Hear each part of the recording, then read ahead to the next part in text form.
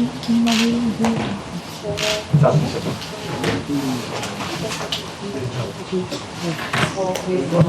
cool. Thank you so much. How do you fit it in?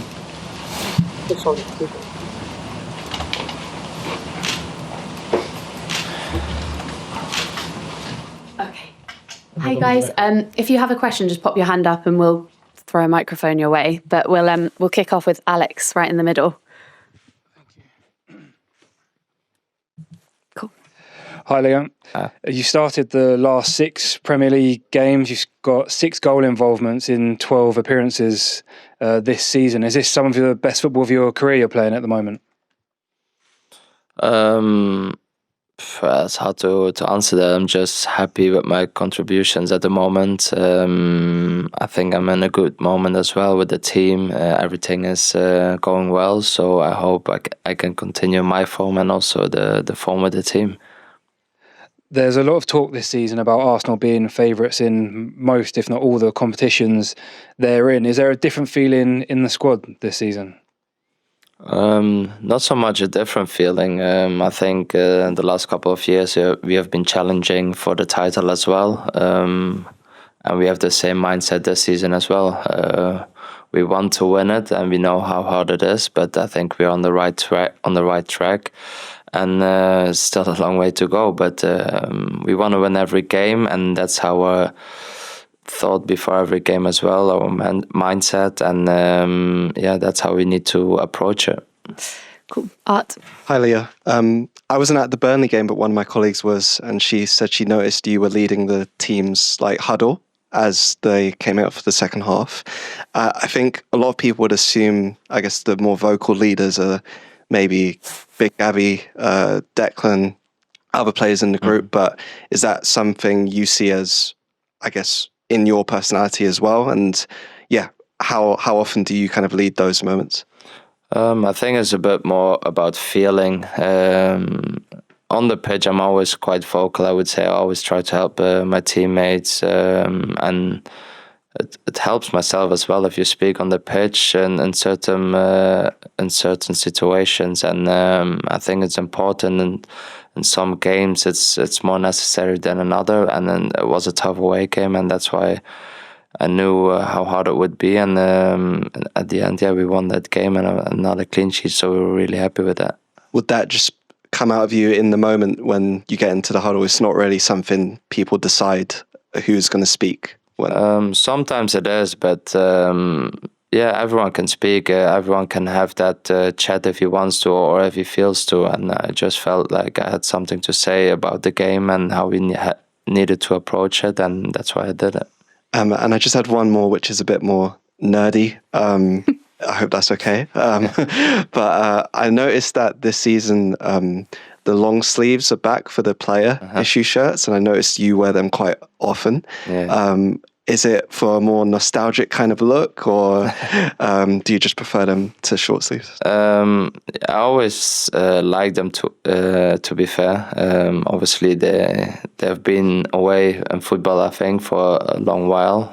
But when I was younger, I wore them as well. So I was really happy when they were back, and that's why I wear them. I just like the fit of them, and as you said, it's also a bit nostalgic as well. Ihsan.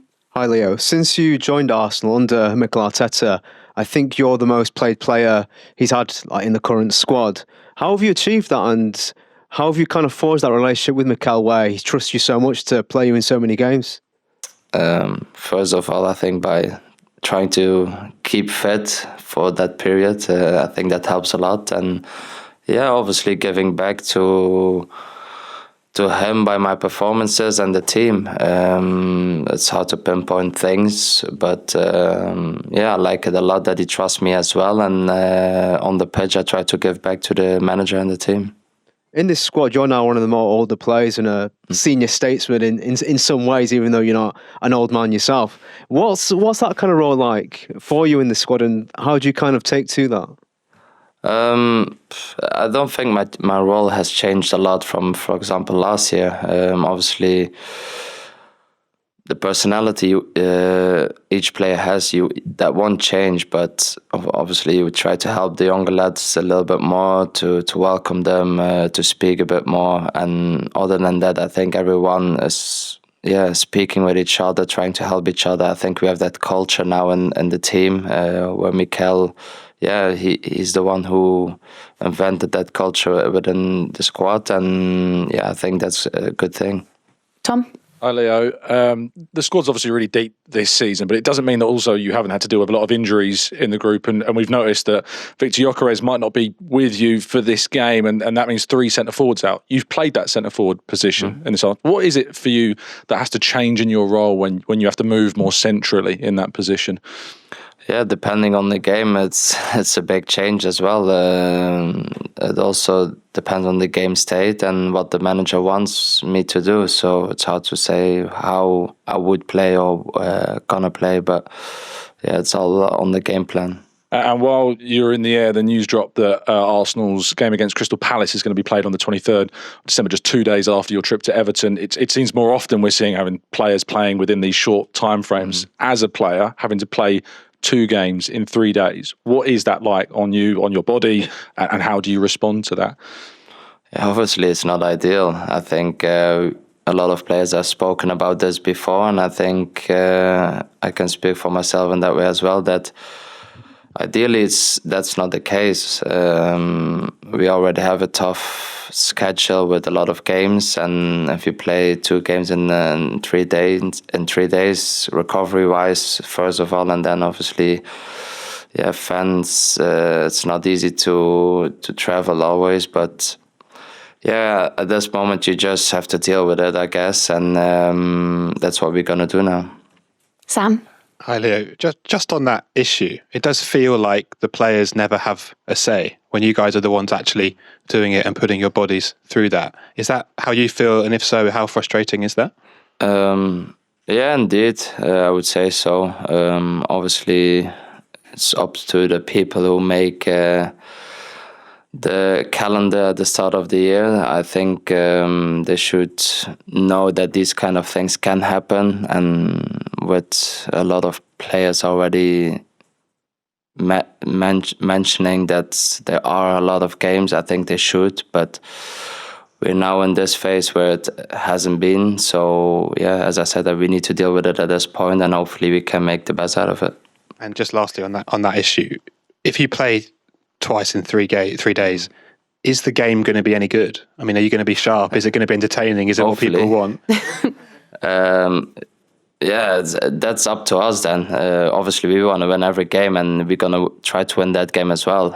We want to get further in the cup as well, but it's not ideal, definitely. But then it's up to the players to recover well, to use every tool there is to be ready and to play that game. Go to Charlie at the front. Yeah.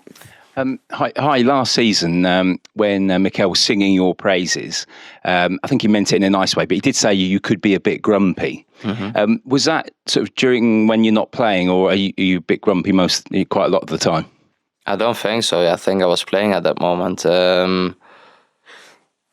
I think that more about even in training or whatever. When I lose a game, I can quite upset, or I just have the mentality I want to win everything, if it's football or not, if it's games at home where I play with my family, my kids, whatever. So I think it's a bit there, and I would moan about if they are the referee in training, I would tell them off as well. So I think that's a bit why you would say it, but that's just my personality, and I think nothing is wrong with that. But all good teams, all great teams need people with this type of attitude to keep players on their toes. I mean, Roy Keane was an obvious example at Manchester United, just to set the standards high and just to maybe keep their teammates on their toes. Do you think you sort of do that sort of thing?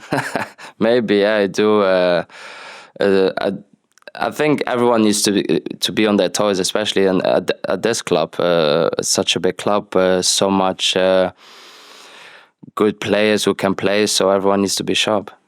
Sam? Hi Leo. Just following on from Tom's question about playing the number 9, given how you've started the season so well on the left, playing and starting more matches than perhaps last season at this stage, what do you see as now as your preferred position? I think at the moment it's left wing position. At least had some consistency there now. I think I've showed that as well on the pitch, and but yeah, I'm always available to play any kind of position in the front position. So if the manager wants me to play there, I'll play there, and I will try to do my best. Yeah, a lot has been made about the fullbacks and the positions they take up. Sometimes you see Ricky Calafiori playing as a striker at times. How does that affect you as a winger? And have you ever had that before in your career, fullbacks playing in those positions for a team? No, that's Ricky though. I think I think that's one of his strengths as well. He pops up everywhere. Is it in the pockets as a striker? He has scored some great goals already. So I think that unpredictability of him can hurt teams as well. And I have a good relationship with him at the moment, so I know what he can do and where he can pop up in what position. So sometimes I can play a ball blind to him, and I know he will be there. Yeah, what's the difference between playing with him and playing with Miles, who you probably played with a bit more last season? They're just two different type of players. I think Miles will be more set in his position, going into midfield, where he's so strong and so good on the ball. Once he gets his body between the ball and the opponent, I think no one can get it off him. And also he can develop a lot more now. He's so young still, but he has a great future ahead of him. And we'll do the last question with Gary. Yeah, I could just ask, obviously in the summer you signed an improved deal, but would you like to kind of stay beyond 2027? Would you like to sign the new deal beyond that? Yeah, I think so. Obviously, I still have 2 years left, and then we will see what the club wants as well. Where do they see me? Where I am at that point. But I'm loving life at Arsenal. I'm really happy to be here. It's such a great club. Obviously, we are in a really good moment, and I hope I can win things with Arsenal. Cool. We'll end it there. Mikel's not far behind. Thank you, guys. Thank you.